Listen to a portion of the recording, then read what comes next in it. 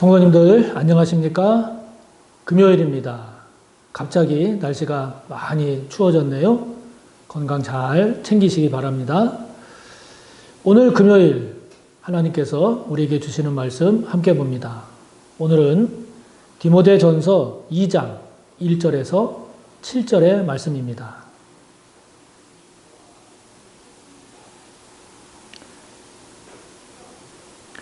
신약성경 337조, 신약 337조, 디모데전서 2장 1절에서 7절까지의 말씀입니다.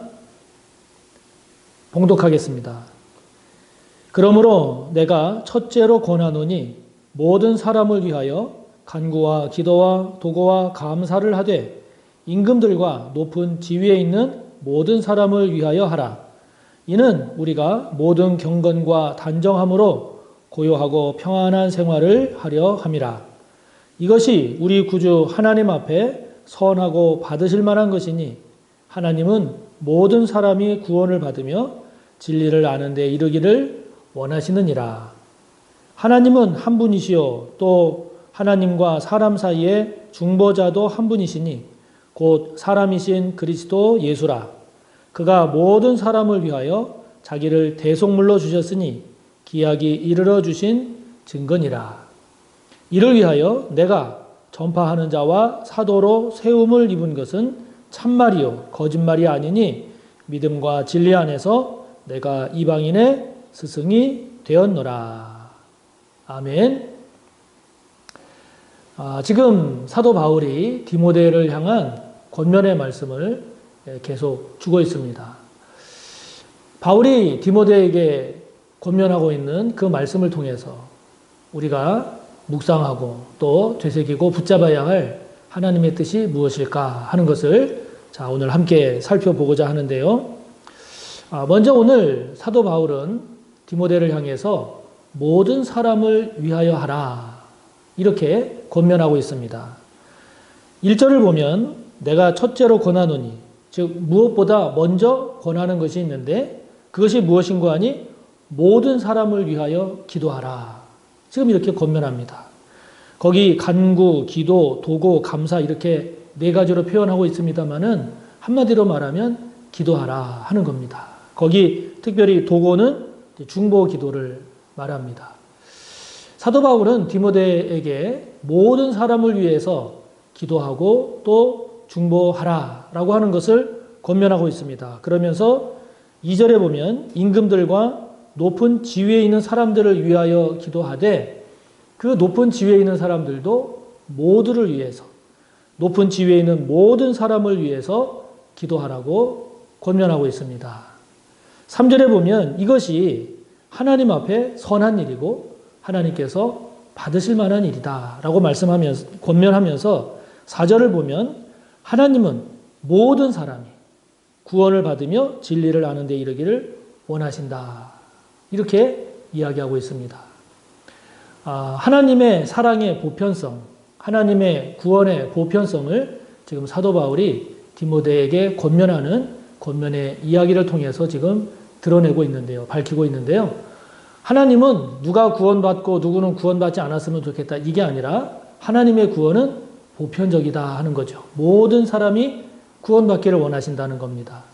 진리를 아는 것도 하나님은 누구를 예뻐하셔서 너는 진리를 알았으면 좋겠다. 또 누구는 미워하셔서 너는 진리 몰라도 돼. 너는 알면 안 돼. 이게 아니라 모든 사람이 진리를 아는 데 이르기를 원하시는 하나님께서 우리를 향한 사랑은 보편적 사랑이요. 하나님께서 우리를 구원하고자 하시는 구원 또한 보편적 구원이기에 우리가 누구를 위하여 기도한다라고 할 때도 우리의 기도가 누구는 내가 기도해 주고 싶으니까 기도하고 누구는 기도해 주기 싫으니까 안 하고 이런 수준의 신앙에 머물면 안 된다라고 하는 것을 지금 가르치고 있습니다. 그래서 지금 이와 같은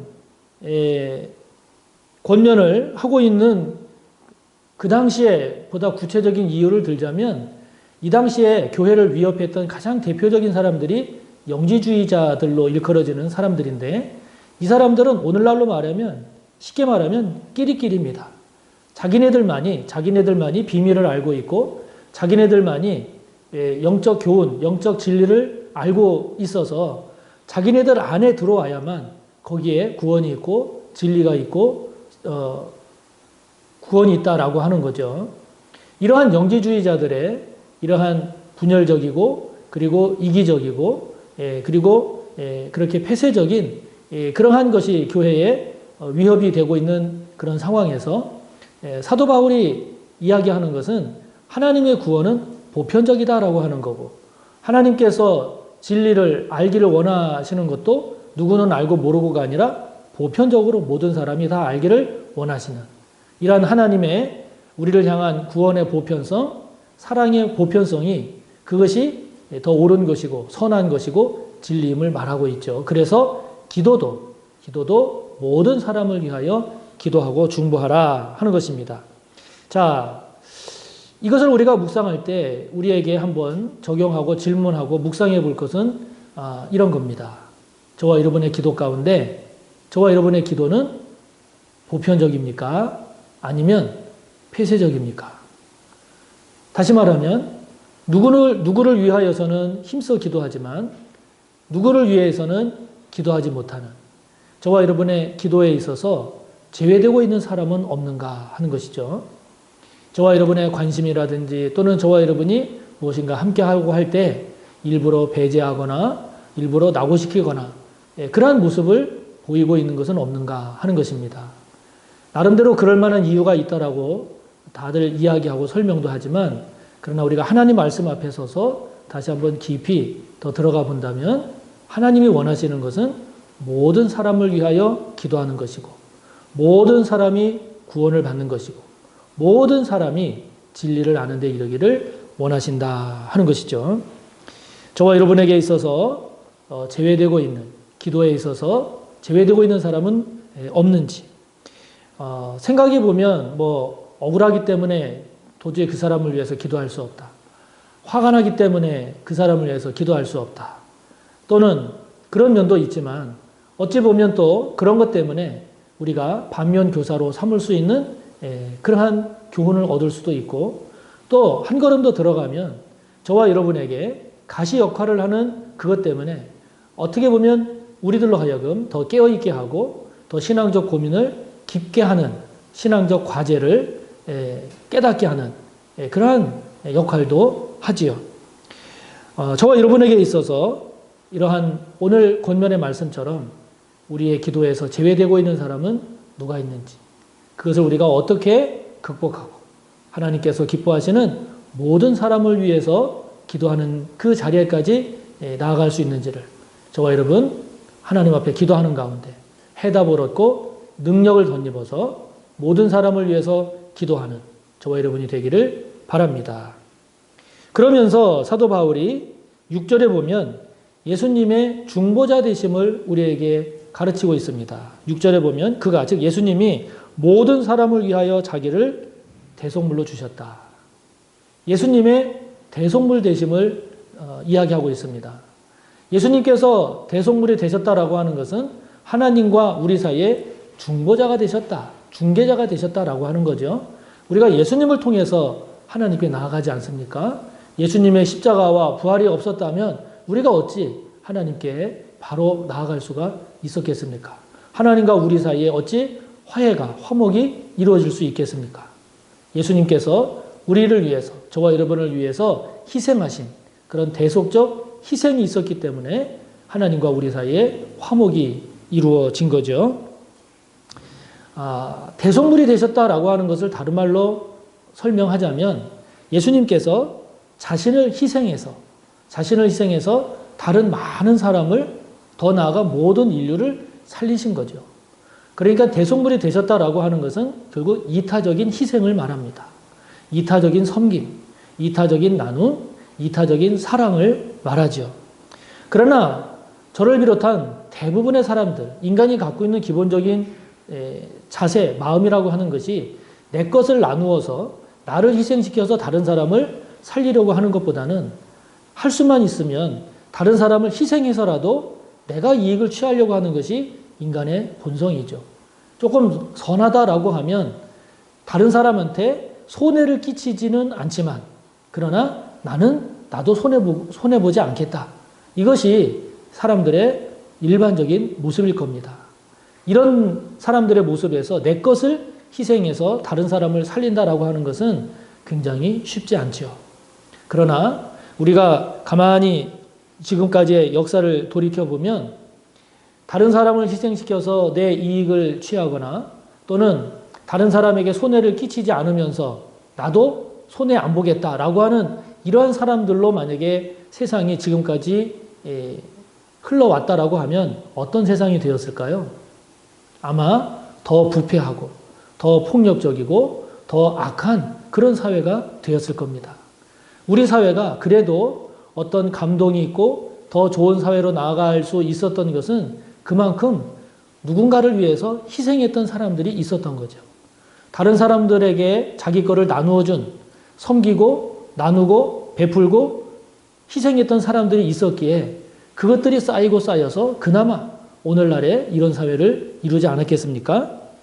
우리의 부모님들이 자식들만큼은 고생하면 안 된다라고 하는 그 일념으로 자식들을 위해서 희생하셨기 때문에 오늘날에 그 다음 세대가 그 전 세대보다 풍요로운 사회를 맞이해서 살 수 있는 거고, 권위주의 정권 시절에 보다 많은 사람들의 자유와 인권을 위해서 희생하고 헌신한 사람들이 있었기 때문에 오늘날 우리가 그 민주주의의 열매를 먹고 우리가 누리고 있는 것 아니겠습니까? 뿐만 아니라 이름 없는 천사들, 끊임없이 자기 것을 가지고 희생하고 나누는 그 사람들의 이야기들을 통해서 우리가 감동도 받고 깨우침도 받고 교훈을 얻어서 우리도 그래야지 라고 하는 것이 오늘의 그나마 이런 사회를 이루지 않았겠어요? 그러므로 오늘 우리가 예수님의 대속적 희생을 묵상하면서 다시 한번 우리 자신에게 질문해 봤으면 좋겠습니다. 저와 여러분은 이기적인 사람입니까? 이타적인 사람입니까? 굳이 희생의 자리에까지 안 간다 할지라도 저와 여러분이 가지고 있는 것을 가지고 나누는 일에 우리는 얼만큼 힘쓰고 있는지요. 저와 여러분이 가지고 있는 것을 가지고 다른 사람을 섬기는 일에 얼만큼 자발적으로 나서고 있는지요. 예수님의 대속적 희생을 통해서 모든 인류들이 구원을 얻은 것처럼 이런 이타적인 섬김과 사랑, 나눔이라고 하는 것은 그 무엇보다도 중요하죠. 저와 여러분 가운데 이타적인 모습은 무엇인가 있다면 그것을 잘 살렸으면 좋겠습니다. 그래서 작은 것이라도 나만을 위해서 사는 저와 여러분의 모습에서 주님처럼 다른 사람을 살리고 복되게 하는 일에 쓰임받는 이타적인 저와 여러분의 모습으로 한 걸음 한 걸음 나아가기를 바랍니다. 자, 그러면서 사도 바울이 그렇게 예수님의 대속적 희생을 통해서 주님의 그런 희생을 통해서 자신이 어떻게 변화됐는지를 고백하고 있습니다. 7절을 보면 내가 전파하는 자와 사도로 세움을 입었다. 그런 주님의 대속적인 희생이 있었기 때문에 그것을 사도 바울이 깨닫고 그것에 감동이 돼서 그런 주님을 위해서 자신이 헌신하고 그렇게 헌신할 수 있도록 하나님께서 자기 자신을 세워주신 것에 대해서 감사하면서 기뻐하고 있는 거죠. 자, 주님의 은혜로 변화된 사도 바울 자기 자신을 소개하고 있는데 그렇다면 저와 여러분은 예수님으로 인해서 변화된 모습은 무엇이 있을까요? 예수님으로 인해서 저와 여러분에게 있어서 변화된 모습이 있다면 나는 이런 모습으로 예전보다는 이렇게 변화됐다. 예수님 때문에 예수님으로 인해서 예수님을 믿음으로 인해서 그전에는 이랬지만 지금은 그나마 이렇게 변화되었다. 라고 하는 그러한 변화된 저와 여러분의 모습을 이야기할 수 있었으면 좋겠습니다. 그래서 사도 바울이 예수님 때문에 아름답게 변화된 것처럼 저와 여러분도 크든 작든 많든 적든 사소한 것이라 할지라도 주님 때문에 변화된 더 나아진 그런 저와 여러분의 모습이 앞으로도 끊임없이 이어지기를 간절히 바랍니다. 내일 뵙겠습니다. 감사합니다.